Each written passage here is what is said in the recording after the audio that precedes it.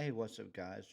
We're going to be going over the Brian Inton uh, video today, where he states that with the trial being in Moscow, it's kind of a small town feel. Since they moved it to Boise, it's kind of a big city feel. And you're going to have this bail bondsman, which I don't even know why he has come forward, saying that Brian was self-absorbed and couldn't help seeing himself on TV. That's what other inmates in the Latah County Jail are telling him. And gee, that's kind of odd because the guards had control of the TV, not the inmates.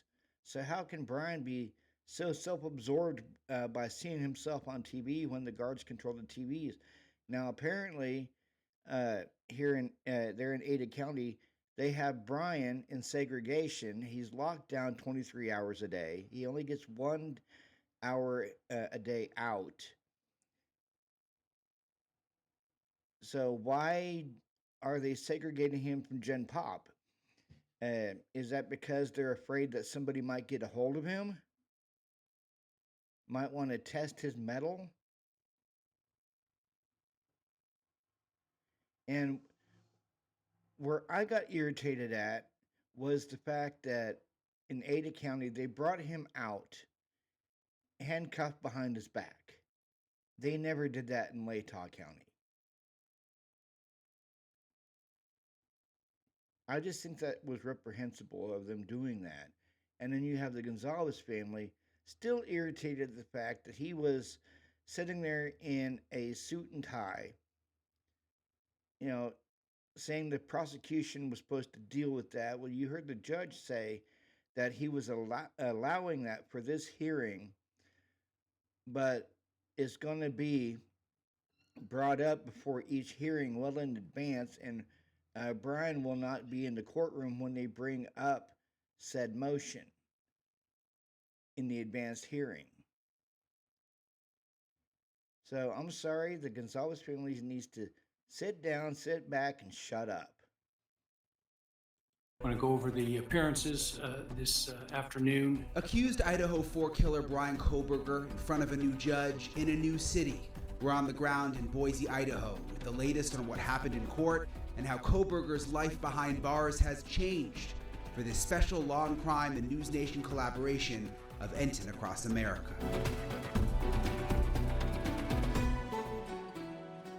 Hey everybody, it's Brian. I'm sitting here outside the Ada County Courthouse in downtown Boise, Idaho. It's pretty hot out here today.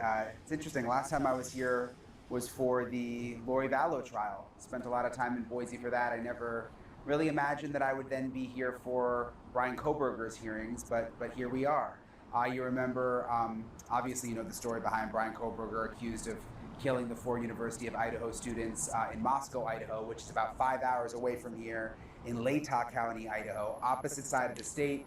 The change of venue was granted, so they've now moved the case here to Ada County in Boise, and this was the first hearing here in Ada County that just wrapped up a little while ago. So I wanted to make the trip out here to Boise to see what it would be like, because really, in a sense, it's almost like, not like the whole thing is starting over again, but kind of a new beginning in a way now that we're here in Boise. We had Judge was the judge over the case. Yes, his last name is Judge, so it was Judge.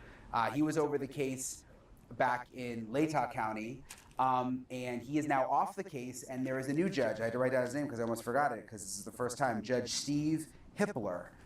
So Judge Steve Hippler will now preside over the case. This was our first time seeing him in action. This hearing just ended. He seems to be sort of no nonsense, I would say. You know, Judge, it definitely had more of a small town vibe there in Moscow. He's a super nice guy. I saw him in the parking lot a couple times and he would always say hi, but you know, the prosecutor knew him forever. Again, small town vibe in Moscow, but Judge Hippler here in Boise seems much more sort of no nonsense, kind of a little more of a big city vibe, wants to move things along faster, said he's going to hear motions more quickly. Immediately when the hearings. Why does he want to move things along faster?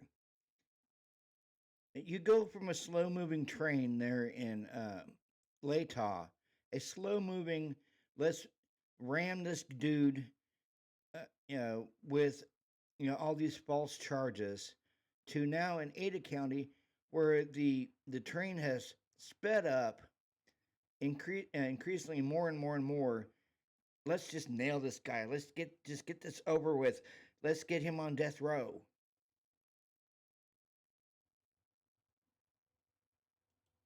Said, look, I expect everybody to get along.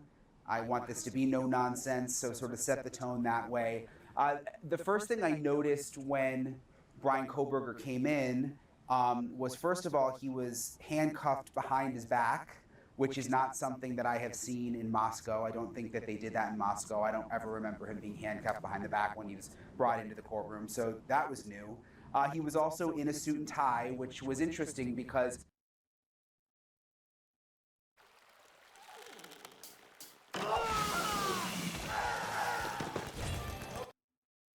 he was always in a suit and tie in Latah County, but the defense had to file another motion here in Ada County. Sorry, there's a motorcycle going by. Had to file another motion here in Ada County, asking the judge to allow him to wear what they call like street clothes, the suit and tie, not the jail jumpsuit. And his defense claims that he should get to wear the suit and tie because they feel when he's in the orange jail jumpsuit and then it's televised, that potential jurors in the community see that and that it's a bias, that they assume he's guilty because he's in the jail jumpsuit. So they asked, could he wear the suit and tie, which the judge allowed for this first hearing. So he came in suit and tie, but the judge was very clear that he was allowing it this time, but he is going to sort of do it on a case-by-case basis. He wants to talk to the deputies and security and see if it's an issue. So that was an interesting part of the hearing. I want you to listen to what the judge said about that. I did issue an order yesterday permitting him to appear in civilian clothes for this hearing only.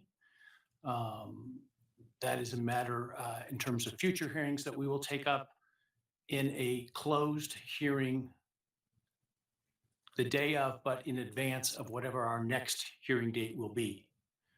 My intention will be that Mr. Kohberger will not be present for that hearing because part of what we will be discussing are security measures. And I expect to hear from the transport deputies and the bailiffs regarding security issues that they want to address or that I have questions for them about, so that I can make an appropriate ruling in terms of his appearance here, but weighing that not just against, of course, his rights, but also against the needs of security in this case. So again, it's going to be sort of case by case. We'll see if next time he's in the suit and tie or if he's in the orange jumpsuit.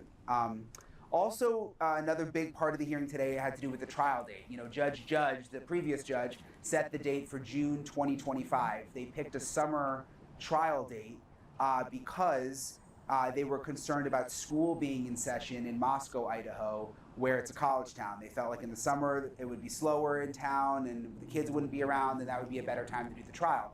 So it was set for June 2025. Well, the new judge here in Boise says that he thinks summer is not a good time because he thinks they're going to have a hard time picking jurors in the summer. He just said, you know, basically what juror wants to give up their summer for a 2 or 3 month long murder trial. So they are looking at other options now for dates. I want you to hear that part of the hearing because it's important because it could in fact mean that they're going to change when the trial actually happens. Take a listen.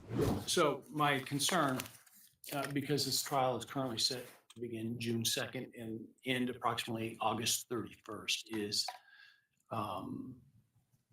having it set to run the entire course of the summer. I think we will find it to be difficult on jurors in particular, jurors who may have children who are out of school in terms of being able to spend time, go on vacations with them, et cetera. That's one concern. Second, So he's worried about jurors wanting to go on vacation because their children are out of school for the summer. But yet in Latah County, Judge didn't have that same mindset. They thought, okay, it's a college town. Summer will be best because it's going to be slower. There's not going to be any college kids around. But as soon as they move it to Boise or Ada County, they're worried about jurors spending all summer in a jury box in a trial. So he's wanting this thing moved up, fast tracked, because clearly he doesn't want any part of this case because of one of his opening statements about, I would say, it's nice to see you, but this would be an untruth. So clearly, Judge Hippler doesn't want involved with this case, so he's wanting to speed it up to where it can get over, done with, wham bam, thank you, ma'am, and poor Brian is sitting in a prison cell on death row. I guess that's kind of the drawbacks of a change of venue, is you get a judge uh, who slow walked it like John Judge did, to now a judge who wants to fast track it, and that's not right for Brian. And concern is with school that typically starts in mid to late August, and jurors or parents who may have kids going off to school, the timing of that through August. And that's my primary concern about that time frame. I had two proposals. One was to start the trial in the evidence portion of the trial the first week of May. And the other would be to start the evidence in early September. There were no victims' families that I noticed in court for this first hearing in Boise. You know, it's going to be difficult for some of them to get here. For example, the Goncalves family, Kaylee Goncalves, one of the victims, her parents, they live in Coeur d'Alene, which is about an hour from Moscow, but It's not going to be difficult for the Gonzalez families because they have this freaking GoFundMe. They're being offered free housing, free food, free gas. So how is it going to be difficult for the Gonzalez family when, yes, they live in Coeur d'Alene, but they have a GoFundMe that has over $40,000 in it, and they're being offered with free housing, free food, and free gas. How is that difficult for them? Now, see, for the Mogans, Ben Mogan, his Maddie's stepmom, Corey Hatrock, the Laramies, the Chapins, the Kernodles, it might be difficult for them to make it to make it to the trial, because yes, the Chapins they live in Washington. The Kernodles live in Arizona. Now you have the Mogans and the Laramies who live in the surrounding area of Latah. Where's their free food? Where's their free gas? Where is their free housing? Where is their GoFundMe? You know where it is? They don't have a GoFundMe for this. They're not being offered free food. They're not being offered free housing. They're not being offered free gas. Do you know which family is, though? The freaking Gonzalveses. They're being offered all of this. You know why? Because they're up and they're in public. They're on TV. They're doing interviews, which more than likely they're getting paid for the interviews. You don't see the Kernodles doing interviews anymore. You don't see the Mogans. You don't see the Laramies. You don't see the Chapins. They are staying silent, and they are letting the court process play out. Why can't the Gonzalveses let this court process play out? You know why? Because they're greedy, they're grifters, and it's starting to become more and more evident that they're in this for the money. It's, again, 5-hour drive or so now to Boise. They didn't want it to be moved here for that reason because they like to attend most of the hearings, and now it's a real hardship for them. They actually just created a GoFundMe, you can see here, raising. See right there, $42,390 raised of a $50,000 goal, 614 donations. Help Kaylee Goncalves' family attend the trial. Why do they need this GoFundMe when they're getting free stuff? When people's coming forward, hey, here, stay in our Airbnb for free. I have some properties around Boise. Stay in them for free. Here's some gas cards. I'll feed your entire family for free.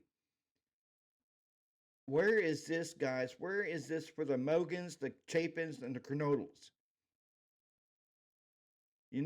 And it's nowhere. They don't have a GoFundMe. Ben Mogan don't have a GoFundMe. The Laramie's don't have a GoFundMe. The Chapins don't have a GoFundMe. The Kernodles don't have a GoFundMe. Why in the hell does the Goncalveses have a GoFundMe? Why are they getting all this free stuff when the other victims' families aren't? Money because, they both got, I got to know them pretty well interviewing them. Steve and Christy are Kaylee's parents, and, they've, they got jobs and they work hard, and they're going to have to take leaves from their jobs when this trial happens and probably rent a house here. And, it's going to be like a 3-month ordeal. So they've created a GoFundMe to help with that. It's sad for the families. There's no real, that we know of, it's not like the government helps them out in terms of, like a legal fund or something to help them travel back and forth and that kind of thing. So they've created a GoFundMe, and they plan to try to be here for most of the hearings and especially for the trial whenever that ends up happening. Also, I want to point out, so Brian Kohberger is obviously now in jail here in Ada County, which is very different from Latah County. Latah County, where he was, there was just a small jail, like 38 cells underneath the courtroom. So it was that little courthouse, and then the jail was right underneath, and it was so interesting. They would just bring Brian Kohberger right up the stairs into the courtroom. He never went outside or anything. Well, now he's been moved here to Ada County, to Boise, which is obviously it's a city. They've got a big jail complex. It has about 1,000 beds, a little more than 1,000, different wings, high security. And we've learned a little more about what it's like for Brian Kohberger here now in Ada County. It's much different than Moscow in terms of what the jail is like. And we actually talked to a local bondsman who knows the jail very, very well, has sources inside the jail. This is what he had to say. He's housed by himself. Unlike the other facility he was in North Idaho, Latah County, he does not have a TV. He's still let out the same hour a day, phones, TV, but he doesn't have access to the TV constantly like he did up there. Oh, yeah, because he had his own TV. He did. Yeah, so he doesn't have his own TV. No. Yeah. Interesting. So what can he do to pass the time? There is not much to do. Being locked down 23 hours a day, he just has to sit there. He looks forward to that 1 hour. I know when he was in Latah County, he loved watching himself on TV constantly. Some in the jail say he was infatuated with it, but he doesn't have. I do not believe this guy, not one darn bit. That luxury in Ada County. I don't believe he has access to any of the other inmates. I've heard that in Latah County he did, not housed with anybody else, but they would come in passing, and he doesn't have that in Ada County. I don't think anybody's really had contact with him. There's more room in that jail to move somebody around without having contact unneeded with other inmates. Yeah, because we know in Latah he could hear other people or they would walk by, so that's not the case here. No. For him, do you think he would rather be here in Ada County in the jail or in Latah County? I think he kind of got a shock coming here. He probably didn't realize how big of a facility it is, spending over 500 days in Latah County, where it houses 38 inmates. I think he would probably rather go back there and have his TV. It's interesting to think about it. I mean, Kohberger may have preferred being in Moscow, where he had his own TV, and, it was a little more of a small town vibe. Here he's apparently extremely isolated in this cell by himself there for 23 hours a day. I wanted to give you an idea of what the jail looks like. I went out there for our show on News Nation Banfield. I went out there and then also sort of showed the drive and where he comes into the courthouse here, which again, much different than what he was experiencing in Moscow. Take a look at this. This is the Ada County Jail in Boise, Idaho. It's a massive complex, takes up a couple of blocks out here. Big difference from the jail where Brian Kohberger was in Latah County, Idaho in Moscow. Remember that little jail underneath the courthouse where they kept him? Well, this place is massive here in Boise. More than 1,000 inmate beds. There's 6 different dorm units, we're told. 4 for men, 2 for women, and they've even got 88 specialized beds for maximum security prisoners. In Moscow, when they would bring Kohberger up to court, it was pretty easy, just up a flight of stairs into the courtroom. But here in Boise, he has quite a bit of drive from the jail to the courthouse. It's about 3.5 miles, 10 to 15 minutes, right through town. And this is where Kohberger will go into the courthouse. You can see it's a much bigger courthouse than in Moscow, Idaho. They've got this back entrance. It says restricted area. It's gated. They take the vans from the jail right down that driveway into that garage, and Kohberger will go inside without anyone even noticing. So again, similarities for me to the whole Lori Vallow trial. Pretty much the same thing would happen in terms of them transporting Lori Vallow here every day from the same jail, and then they would bring her in the back, and you can never really get a glimpse of her. So I guess that'll be the same with Kohberger when the trial starts. In the media, we like when we can get video and stuff, and it doesn't look like there'll be many opportunities to do that here in Ada County. They do still have the live stream going of the court hearings and the trial, so that's the same as it was in Latah County, so the court controls it, so it's not zoomed in or anything, but we're able to hear and see a little bit of what's going on. They're going to live stream all the hearings. And the other thing the judge made clear is that the gag order, the non-dissemination order they call it, but we call it a gag order, will remain in place, and he said it will be strictly enforced religiously. I think that's the quote he used. So we still aren't going to get a lot of information besides what's said in court. Lawyers not really allowed to talk. Victims' family, lawyers, that kind of thing, the gag order will stay in place. So we'll continue to cover the trial, even though now it's here in Boise, and we'll wait to see sort of what happens next in this.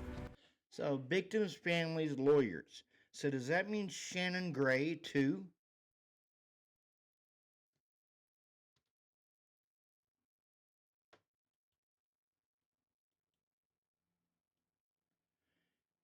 So, he said victims' families, lawyers. So, does that mean Shannon Gray and the Goncalveses, too? If it does, I say yeehaw. But I'm tired. Guys, I really am. I'm tired of hearing from the Goncalveses. You don't hear from not one of the other victims' families, just them. And I think it's unfair that they are getting all this attention, all this money, all these free offers. And Ben Mogan and the Laramies and Ben Mogan's wife, Corey Hatrock, who was Maddie's stepmom, and the Chapins and the Kernodles, they are not getting nothing. Everything is going to the Goncalveses, and it's not right. They are not the only ones who lost a child that day. Jeff Kernodle lost a daughter. So did Kara. She lost a daughter that day. Ben Mogan lost a daughter that day. The Chapins lost a son that day. It's not right. I'm starting to think that the only reason why the Goncalveses are in this is for the money and the free stuff that they're going to get.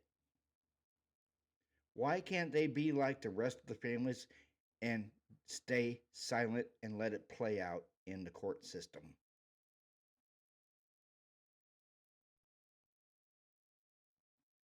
Like always, guys, like, comment, and subscribe to my channel. hit that bell notification, and make sure you click all when you hit the bell notification for any and all of my new uploads. You guys have a good Sunday night, and I'll be live tomorrow night on my channel taking on a guilter head on. This is Robert with True Crime Podcast, and I'm out. Peace.